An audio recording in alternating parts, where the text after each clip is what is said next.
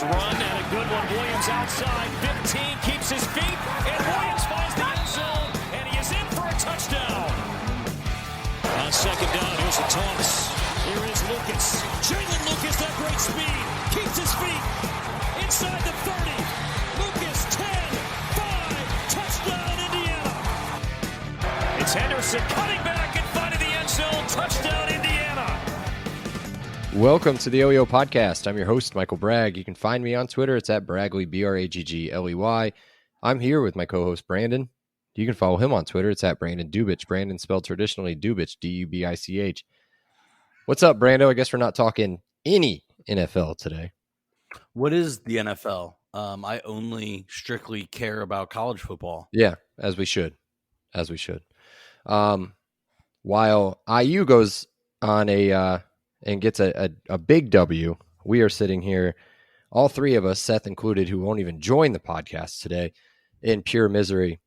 As his team, I don't even know what that score is. It's got to be bad. At least our team's kept it, well, my team kept it respectable. I don't know. I didn't see your score. But nobody covered. Not the Colts, not the Steelers, not the Bears. Not a single one of our teams covered. That's true. And that's really all that matters is gambling, not our actual care for our real sports teams. Well, as I just said, Seth is not here. He may join at some point, but if you can do that, go ahead and block him on Twitter. It's at Setah5, Setah5. I forget the comment. Did you see when you tweeted out Seth won't be tweeting? Oh, yeah. And someone goes, "No worries, I haven't blocked." Already blocked him. Yeah. That well was done. great. I think that was Darren. I think Darren did. Was it Darren? I don't know who it was, but I was like, "Oh, that is really good. Yeah, that is well done." Yes. All right. Well, we're here to talk about the game that Seth did not partake in. He did watch a little bit of it because he was texting in the group a little bit, but he was on his way I think he was in Blacksburg, Virginia at that point. He spent more time touring like plantations and other things the day before the game against Purdue Virginia Tech than he did actually at the game. So it kind of sucks he got rained out. But that is a bummer. I mean, you know how awesome it is traveling to games. Yes, but he's got to learn, Brandon. I had a friend, a mutual friend of ours, Seth and I don't think you've met this guy, but he texted me and said, "Hey, it really sucks for Seth." And I said, "Well, he's learning as a true road game for him. You've got to bring a poncho. You got to check the weather, number one. If there's any chance of rain, be prepared for the rain. Bring extra clothes. Stay close to the stadium." Because he could have gone back to the hotel or house or whatever he was going to stay at, chilled there for a bit, figured out when that game was going to get restarted, head on back to the stadium. It didn't rain the rest of the day, I don't think. Yeah, it would have been great, too. Real good away win for the Boilers, but that's not why we're here. We're here to talk about game number 2 on IU's schedule, which is different than what the outline says. I missed that one. Final score, Indiana State 7, IU 41. One of us almost nailed the exact score right on top of the head. IU favorite by 30.5 going into that. Won money on that. Over under 45.5 got that one as well. And IU improves to 7-0 all time against the Sycamores. And poor Kurt Mallory is now, I think, 0-7 against Power 5 conference teams. And I can't remember what the average loss was by, but it is bad. So, cool. There we go. Brandon, did you watch much of this game? You didn't, right? You said you were on delay for some reason? Yeah, just one. I was on solo parenting duties, and then I had to record my other podcast. So I didn't turn this game on till about 8:45, and then I just like super simmed through the commercials, and then most of the fourth quarter. Yeah. And so while I was on a very big high off of this game, you came in right at the end of it, right when I was done. You must have been pure mid second quarter because you came in and just poo-pooed all over our group text. We'll talk about the second quarter and maybe the beginning of the third quarter in a little bit. But first, let's stick to the format. We'll get to key stats. Instead of me breaking down anything Indiana State did, I literally screenshot ESPN's box score or team stats section and stuck it in here because I'm going to read some stuff for everybody. Here we go. It's good. It's fun. I'm going to read one side of the column, and then we can kind of highlight the different. No, I'm not going to do this. Let's do total yards. 93 to 558. Passing yards, 21 on 3 of 11 throwing the ball to 344 on a clip of 27 to 37, which is a phenomenal stat. Rushing the ball, they did rush the ball for 72 yards, Brandon, while IU only managed a measly 214 at a 5.1 clip. The penalties, they did beat us on that one. They got 8. We only got 7. And then turnovers were even. We'll talk about, we don't have to talk about that turnover. I thought it was kind of a freak play, but again, we're doing the thing where we're running in between the tackles, and that's kind of what he gets, or kind of what we thought would happen, Yeah, or because get he's injured. the little guy. The little guy. Time of possession. Our little guy. Yes. Time of possession, Indiana State, 23 minutes and 11 seconds. That leaves 36 minutes and 49 seconds left on the clock for IU. Complete domination outside of what I kind of previewed as a pretty bad quarter altogether, and I'd like to talk about that at some point. But first, let's talk about a couple highlights for IU. Do you have anything else? Did you want to add anything to Indiana State's part of the stats? Definitely not Indiana State's. No. We knew they were going to be bad after they got held out, like literally held scoreless. Their offense still hasn't scored a touchdown through 2 games. Indiana State's very, very bad. I'll have a Brando's Randos on that later. But just at a high level, I love the rushing. I think the rushing was great. I think the rushing was schemed up well. Yes. The passing is what's got me. 9.3 yards a pass is atrocious. Where they threw the ball is atrocious. 37 times is fine. I think, if I remember correctly, all about 5 days ago, I think I said I wanted over 40 passes. So we almost got there at 37. I didn't have a problem with the amount of passes. I had a problem with what routes were being run, who was running what, no throws downfield. I still came away very, very upset. And I think you can't throw an entire quarter away the way IU did, and it had nothing other to do than Walt Bell. Yeah. Well, I'll defend him on this, and I'll tell you why here in just a second. Couple things. One, the 9.3 is per attempt, so that's broken down total passing yards per attempt, 9.3 per completion. If this helps you at all, 12.7 per completion. Against a team like Indiana State, you should be up around 20. Yeah, well, what I'm thinking is, and honestly, it would have helped if there were a couple of them that got through. There was that one to Camper that was called back on a really tough illegal man down the field call that I don't think... I literally didn't see it. Zach Carpenter, I think, was the guy that they called it on. He was maybe a yard or two down the field. And this is going to happen to us if they're going to be consistent with this call because of the amount of RPOs we run or could run. I hope the offense that we ran on Saturdays or Friday is what we're going to run moving forward. And I can't imagine anything else. But there were some good, really good things, I'd say, in 3 quarters of the game. But yeah, the second quarter we will talk about a little bit later on. I think we should do that a little bit later on because it's going to be a stock down part for me, but it's kind of a weird one for me.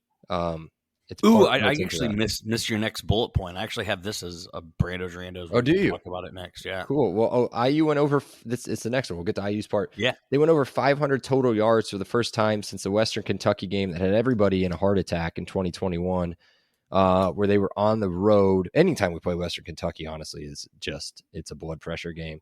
On the road where it was kind of a battle back and forth. Went over the first time for over 500 yards. Did you want to talk about that, or did you just want to? No. It was a further down. One of your randos. Touchdown drives, and I'll let you guess who did all of these touchdown drives of 73 yards, 81 yards, 71 yards, 93 yards, and 45 yards. All led by one person. That would have been, we can save that again for a little bit later on. The defense held Indiana State under 100 yards, and this was when I had to do a little bit of math on. They gave up 11 total yards in the second half. 11 total yards in the second half. It's crazy. I tried to find an article that somebody had written by that point that said when the last time that was, or when was the last time we held anybody under 100 yards. I can't imagine. It's been since like the 1800s or something. It's crazy. And then the recorded attendance I thought was pretty good. I thought the students had a decent showing. It took them a while to get into the stadium. There's a part, I think it's after Lucas's second touchdown, where they pan over to the band and you just see a completely crowded student section entrance of them coming in. And at that point, it's already 14-0. But they ended up filling up pretty decent, a lot better than what I thought. I was really scared. Good. Yeah, it looked good on 42,775. TV. I love that number. This is actually the bullet point I wanted to talk about. You have props down. The students do not care. They don't read Twitter. They certainly don't read message boards, but it's like they heard. I was very impressed by the crowd. It seemed loud on TV. They seemed, now the cameramen are good at their jobs. They know how to cherry pick, right? Yeah. But I was still very impressed. Yeah. Very impressed. It emptied when that game was over. Of course, as any stadium would in the country. Yeah, and I almost, but I don't want to hang out with you psychopaths. Not Brandon, but I almost offered up my other ticket to see if any of you guys wanted to go to the game with me, because I was, at that point, I had some people fall through. Either way, I mean, I went through the entire phone book trying to find somebody to go, but at that point, it was everybody already had plans. I was going to go. And I was going to wait till it was out of control. I would have left that game early. Hell, I left my parents. I went and watched it with my dad. Left my parents' house early. I mean, so I don't blame anybody for leaving early, but I was really impressed. I told my dad, who I was watching it with, I thought maybe we'll get 40,000. But I thought the stadium looked pretty good. It looked pretty good for a Friday night game and against the game, a team that had no business being on that field with IU on Friday. So I would like to talk about some things. We somehow screwed up their quarterback situation.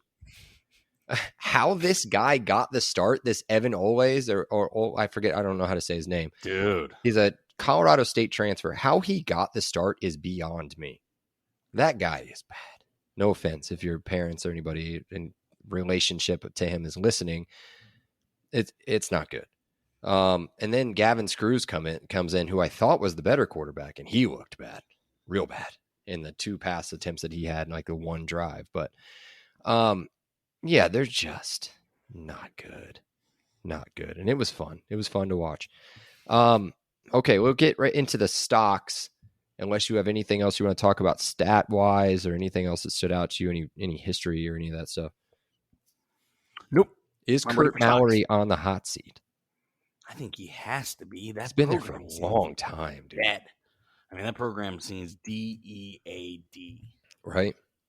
Like, if I said Eastern Illinois to you, you could at least be like, oh, Tony Romo, Jimmy Graps, right? I mean, it's been a while since both of those quarterbacks have been there, but at least you can like recognize that school.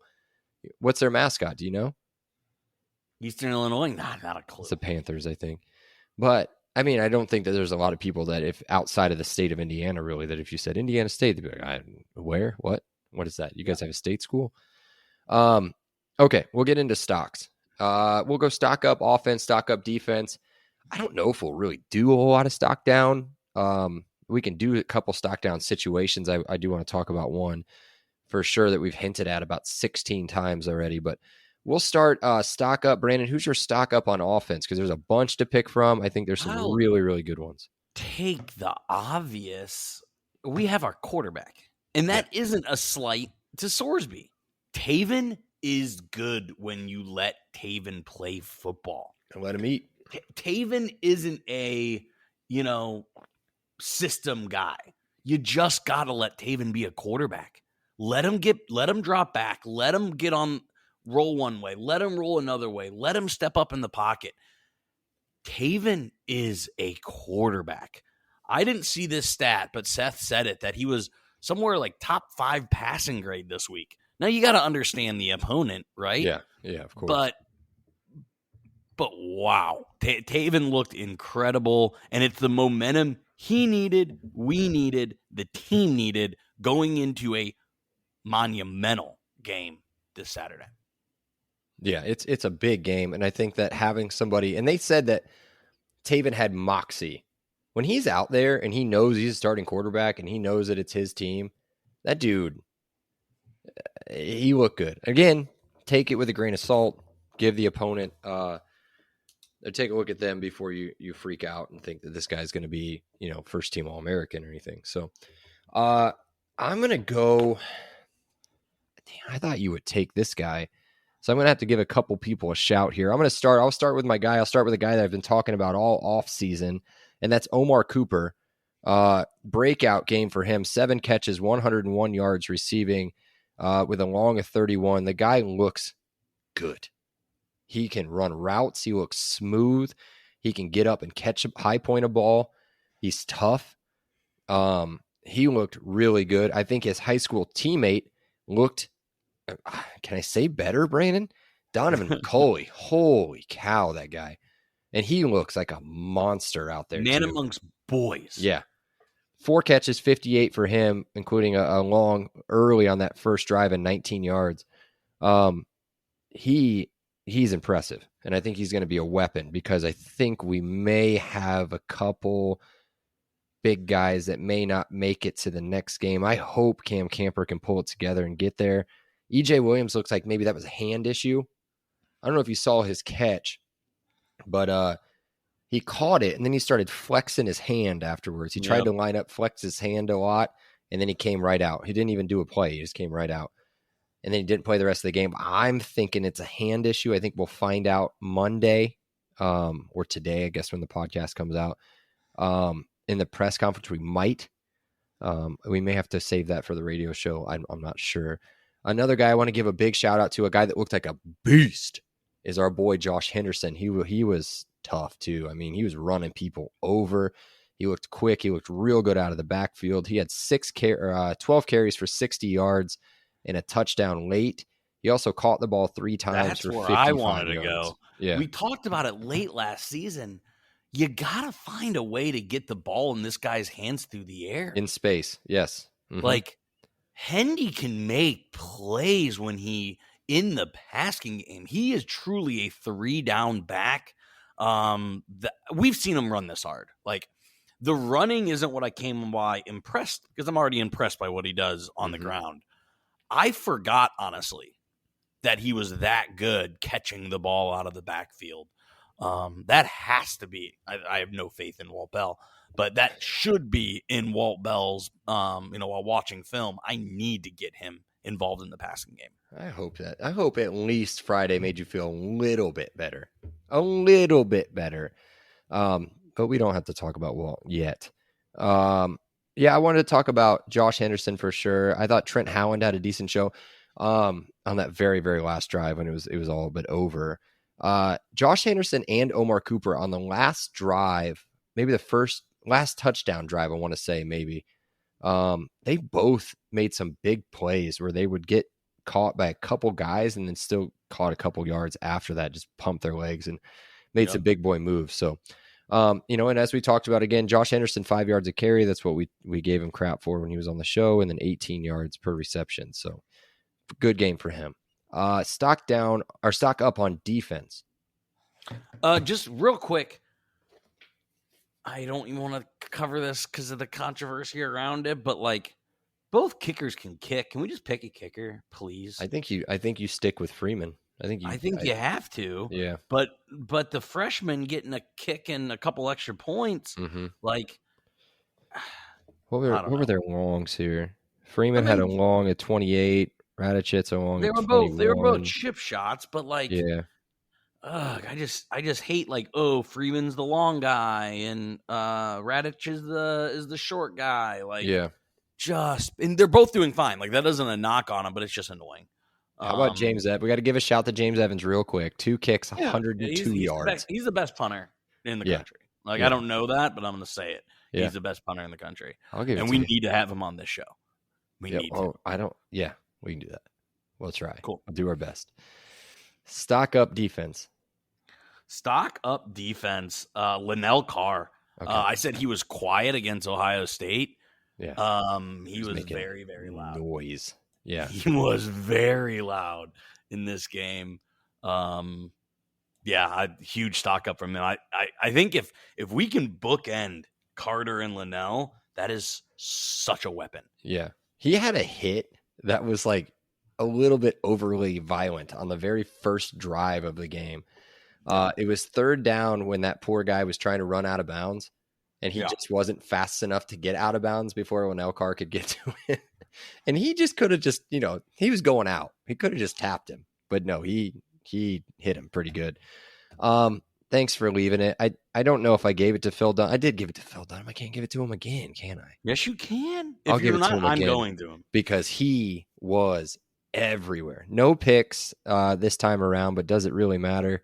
Phil Dunham looks like he's going to be a player. He needs to add a little bit of weight. I think he looks a little skinny, which I wish was my problem, but he looks good. He again flying around everywhere. He was making plays really in the running game. They only threw the ball 11 times. But he looks really, really good. Anybody else you want to just throw some names out real quick? I thought Nick Toomer looked really good. He's the one with the pick. Louis Moore again. Louis Moore, yeah. Louis Andre Moore Carter, again beast. as a safety. Oh, dude, I mean, this was such a stat pile game for him today. Oh yeah. I mean, he's gonna get some accolades. He's just awesome. Yeah, Aaron Casey again, really good. Had somebody that's not a fan of either team talk to me over the week and in between podcasts at least, and said, hey, this Aaron Casey guy, or 44, I think is what they said, he's good. I was like, just keep sleeping. It's fine. All right. I don't know. And do you have a stock up or stock down on offense? Impossible. I'm going to use this part to talk about the second quarter if I can. Yes, please. And it's hard for me. I'm going to counteract myself. I don't know the word I'm looking for, but it's late on a Sunday, so bear with me here. But the second quarter was the Brendan Sorsby quarter, and my goodness, man, the penalties were killers, Brandon. But you're up 21-0. The drive that hurt and made me go crazy. 21-0. We had the ball with 5 and some change to go. Took the ball over from them. I think it was maybe after the Nick Toomer pick in the end zone, after they had kind of driven their way down the field, really. Should have probably taken the 3 points, but I'm not sure they can kick. I don't know how that works, but we get the interception in the end zone, 5 minutes to go. You should go into that halftime 28 or 35-0, the way that this game is going. Now, granted, the first drive was penalty ridden, and there was one of your punts. But again, I think it was 3 straight runs. Yep. Run. When you've been passing the ball all over them and killing them. And I hate having to go back and forth on the quarterback. Now, from what we're hearing and what everybody was talking about on TV and what they kind of asked him after the game, the decision's made. CTA, it's done. Going into week 3 against Louisville next week, it's done. Whoever starts that game is the starting quarterback. They're not going to flip-flop and go back and forth. Thank you, G. Right? And I think that's what drove you crazy, because that's what drove me crazy. And a lot of it was penalties, dumb penalties. Yeah, it sucks. But I do think, Brandon, what we saw is what we're going to see moving forward. A lot more passing, a lot more RPOs, not so many triple options. I think I only counted 2 or 3 triple option plays on Friday. So I'll take that all day, please. So no stock down on offense for you. Stock down defense or special teams. Did you have anything there? Are you going to throw Jalen Lucas in there? No, I mean, he tried to maybe do a little too much, but no way I can put stock down on Jalen. He had an incredible game. He got recognized by the national media a lot. So yeah, I got no stock downs. All right. I do have a stock down. It's the Big Ten Network. Those guys were awful. That was just the worst. It was to the point to where, as I said, when I was at my parents' house, and I just asked my dad, I was like, what do we do? What do we do? Can we figure out? He's like, he's old. He's not that old. He's in the 60s. But I was like, do you have a radio? He said no. He said no. So I was like, can we figure out something to where we don't have to listen to this, but not listen to each other breathe? Like, we have to have something. But it was so bad. They couldn't recognize players. They kept harping over the same thing over and over and over again. And it was really, really bad. But yeah, as I said, there's no individual players that played bad on Friday. If you want to nitpick, play a little pitter pat? Pitter pat. Play a little pitter pat. You could nitpick on, the play calling in the second half or second quarter. Really, I thought the second half I can't believe they were throwing that late into the fourth quarter, Brandon, to be honest with you. That's why I was giving a little bit of credit to Walt. We'll see. I think the jury's still out, but I think it's leaning a little bit more towards like, I don't want to push him into a rushing river. But we'll see what happens on Saturday at Lucas Oil. So cool. If that's all you have, then we'll continue moving on. And when we continue to move, some of us like to walk, some of us like to run. And those that like to run should check out the Monon Track Club. It's Indiana's running brand, built on a deep love for the sport and the Hoosier State. They craft products, tell stories, and create experiences that aim to celebrate, support, and add to Indiana's running culture. Check out the link in the show notes for more details on their club runs and to shop their sick gear, from shirts to hoodies to koozies. As a thank you to our listeners, they're offering 10% off your order. That's a lot of money off if you guys spend a lot of money. You know what I mean? Use promo code LEO10, LEO10 at checkout. You get 10% off. Now back to the show. We're going to revisit predictions. Brandon thought we'd only score 23 points. He had us winning the game, though, 23-7. Seth thought we'd win the game. It's real close, man. 45-10. But one of us knows football, Brandon, and it's me. 2-0. 2-0 on the season on predictions. Yes, this one very close. I had us winning the game 42-7 instead of 41-7. I was screaming at my TV, go for 2. But we didn't. Oh, well. I'll take that trophy again. That's 2 in a row. I'm running out of space on the mantle. Let's You're like get Kirk into Cousins in quarterback. You just have all this. You have this little trophy room to yourself with all your right. with no Super Bowl trophies. I still have an empty spot on this spot in my custom house that we built for a Super Bowl trophy that will never be filled. All right, let's get in. We have no Seth sacks, so we can load up on Brando's randos. Brando, what do you got? I only really got 2, and neither of them have to do with this game at all. And that's because I'm getting excited about Saturday. I'm already excited. Have you seen Jack Plummer's QBR through the first 2 games? I have not. He threw a 66 in the game against Georgia Tech, and then a 58 a game against Murray State. He does not look good at all. In fact, it's Murray State. They probably practiced a lot of things, but they had like 5 different guys, including 3 different quarterbacks. Is Plummer good at all? I mean, I don't think you go to 3 different schools if you're good. Just so everybody is aware, Georgia Tech's wins on the season over under 4.5. Murray State doesn't say because it's Murray State. So 4.5. I thought Georgia Tech, the way they came out in that game, I thought they were good. They're not good. What did they do this week? I'd like to know this, just so it makes me feel a little bit better maybe about what's going on. Georgia Tech is 1-1. They beat South Carolina State. Congratulations. Beat them 48-13. So good job for the Yellow Jackets. They are back on the winning track. Cool. No, I did not know he was as bad as what his stats say, and I hope it continues. Because their numbers, number-wise, point-wise, they don't look awful. I don't know how they're scoring so many points with him at quarterback, though.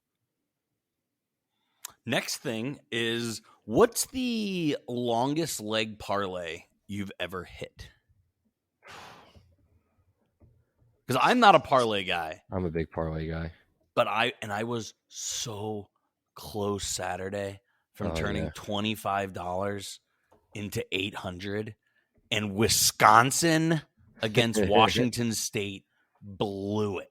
It was a 5-legger for $25, and all I needed was Wisconsin to cover, and they looked bad. Tanner Mordecai is just a guy. He's garbage. The biggest I've hit, I want to say is 6, but I might be able to. While you're asking, this is the last question, isn't it, already? I have a few others, and they're all about kind of the Big Ten this week. Well, I'd like to talk. Well, maybe we don't have to talk about what happened in the Big Ten today. But let me go through here and see if I can find one.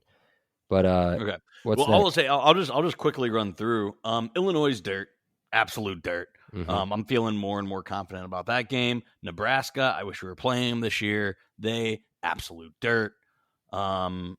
Northwestern scored points, so that was good.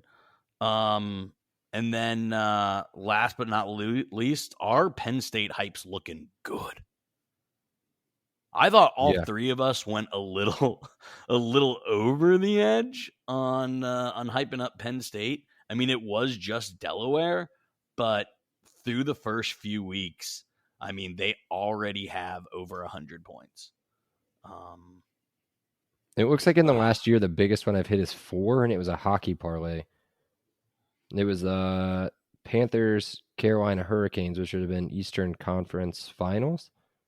Panthers to win, over 4.5, Kachuk to score, and Duclair to score.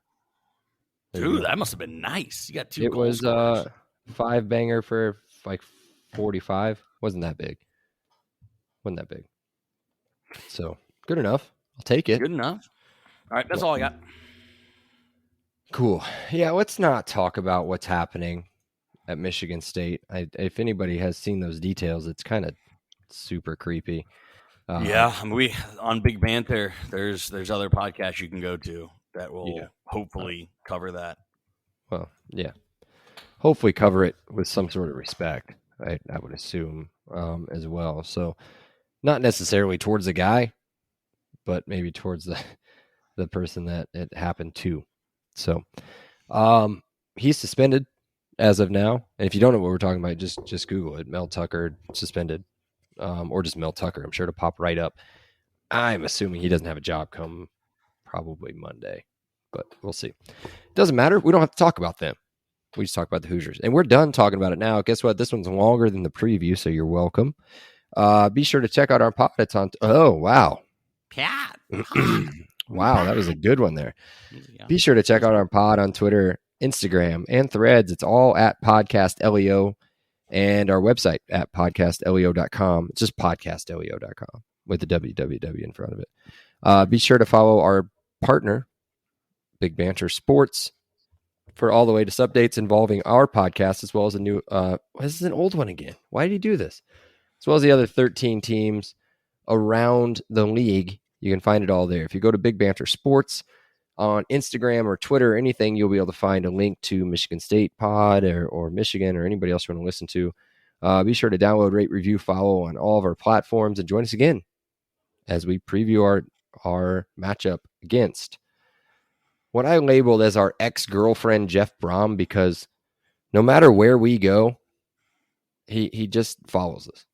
You're going to this game, right? I am going to this game. I got great seats. I really wanted to watch this. We'll get into it for our preview. I'm getting hyped for this game. Yeah. I'm going to the pre-party and everything. Nice. Yeah. It's going to be, I think, a lot of old dudes probably, but we'll see. Yeah. You can find me. I think I'm in section 148, like 30-yard line, eight rows up, maybe 8 rows up, somewhere in there. Good seats. So I have a wedding. I have a wedding that day, so I'm going to have to curb my drinking. But I'm not in the wedding, so I don't think the reception starts till like 4. Or not the reception. The ceremony starts till 4. So I should be able to get the whole game in. Yeah. Hopefully. Ban fall weddings. Ban fall weddings. You got married in the fall, didn't you? I got married in summer. Like, it was so hot. It was so hot. Oh, it was so hot. Either way, check out our preview against the Louisville Cardinals. It's probably going to happen soon. It'll be out probably by Thursday at the latest. Until then, we'll talk to you later. Love you guys. Leo. Leo. He said it.